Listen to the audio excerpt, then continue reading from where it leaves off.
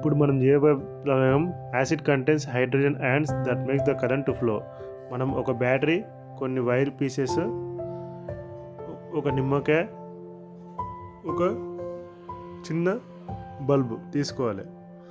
మనం ఈ బల్బుకు ఇంకోటి మనం వాడేది బ్యాటరీ కాబట్టి బ్యాటరీలో ఉండే current DC current, direct current. అంటే కరెంట్ ఒక డైరెక్షన్ అనేది ఒకటే ఉంటుంది.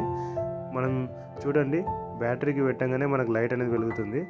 మనకు నిమ్మకాయలో సిట్రిక్ యాసిడ్ అనే యాసిడ్ ఉంటుంది. యాసిడ్ ఉండడం వల్ల నిమ్మకాయలో కూడా కరెంట్ అనేది ప్రయాణం చేస్తుంది.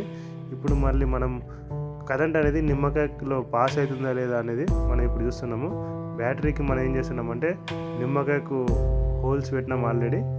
ఆ హోల్స్లో ఉన్న మనం నిమ్మకాయకు కనెక్ట్ చేస్తున్నాం. కనెక్ట్ చేసిన తర్వాత బల్బ్ అనేది వెలుగుతుందా లేదా మనం ఇప్పుడు పరిశీలన చేస్తున్నాము. అయితే ఒక ఎండ్ మనం బ్యాటరీకి పెట్టి తర్వాత నిమ్మకాయకు పెడుతున్నాము. నిమ్మకాయకు పెట్టిన తర్వాత మనకు బల్బ్ అనేది చూడండి, బల్బ్ అనేది వెలిగింది. కాకపోతే మనకు డైరెక్ట్ పెట్టినంత బ్రైట్గా అయితే వెలగదు. ఎందుకంటే యాసిడ్ ఎంతకైనా లిక్విడ్ కాబట్టి కరెంట్ కొంచెం స్లో ప్రయాణం చేస్తుంది. అందుకే మనకు లైట్ అనేది కొంచెం డిమ్గా వెలుగుతుంది.